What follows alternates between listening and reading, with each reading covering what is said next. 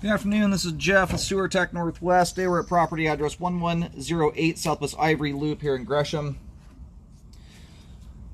I describe everything as if you're standing in the street facing the front of the house. We are on the back side of the home. You've got two ABS cleanouts back here. One of them is a little bit further away from the house. That's your sewer cleanout. The one over here in front of the vent that's closer in is going to be likely for your storm system. We're going to insert the camera and check the overall condition and serviceability of the sanitary sewer line. We're going to have water running here in just a second. This is an actively lived-in home. Lots of water goes down this on a frequent basis. So I'm going to push the line down here, or the camera down here. And then we'll put some water down the pipe here in just a second so you can see it flow through. But the homeowners are doing a absolutely fabulous job of keeping this thing clean. That is, I mean, this is like as clean as a brand new construction line should look. Remarkable to see that. I've done almost 25,000 scopes. I can't tell you how rare that is. Even one-year-old homes that I look at aren't this clean. It's crazy. And this right here appears to be the main trunk line. I've actually done a couple of these, I believe, on this exact same road.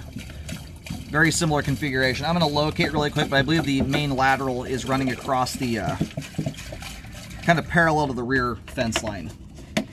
I'm going to push past this for just a second, but that Y in there does appear to be the main trunk line that services the homes here. Like, I'm going to push down here a little further. What we're likely going to see is the neighbor's line. That's downhill from yours. So if you're facing the front door of this house from the street, right now we're heading, I believe, across the back fence line into the neighbor's right, or neighbor's yard to the right of this backyard. And we should see their pipe tie-in on the right side, or at the top. And there she blows right there. So that right there, you can see all the grease and gunk. That's what it looks like when you are not treating your line as you're supposed to. So anyway, I'm going to pull back in here. I overshot your line by a long ways. Oh, in fact, they're running water right now.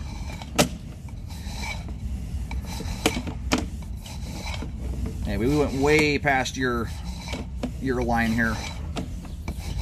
You actually have a very short branch of pipe, only about 22 feet long.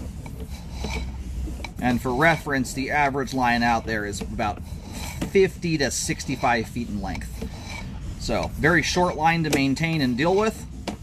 This is one of those few homes that when you flush the toilet, your solids probably do get from A to B in about one toilet flush, where most homes don't function that way. So it's an extra good idea to keep your line as clean as these folks are. Debris often stops up partway down line and relies on water running from sinks and showers to help convey things through. So the last thing you want is a big thick layer of grease buildup to cause debris to get stuck in the line. Alright, we're going to pull back just to the top of this really quick here. Got a little bit of water running from the house currently. We're going to go locate, and then we'll pull back here in just a second. Thus far, fabulous looking sewer line.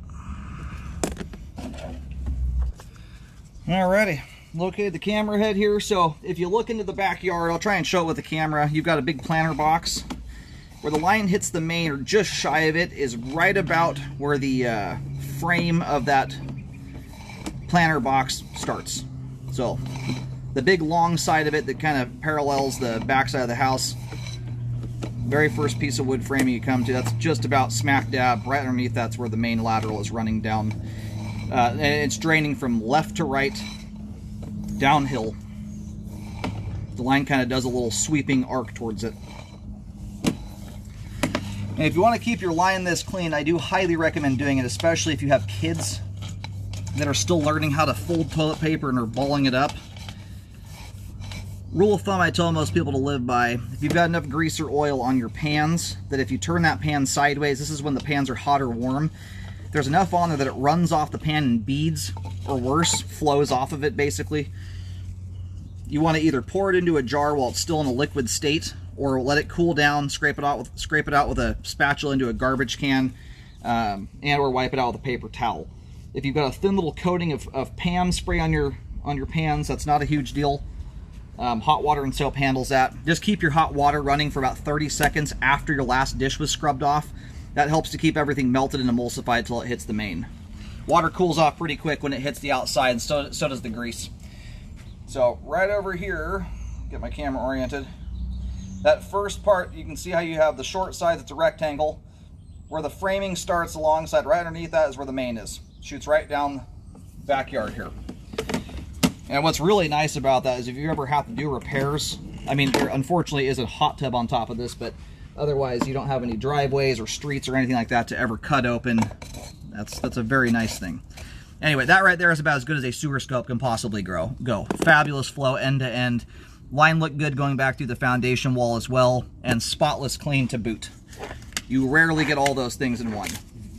Line is functioning properly at this time. Superb looking sewer line.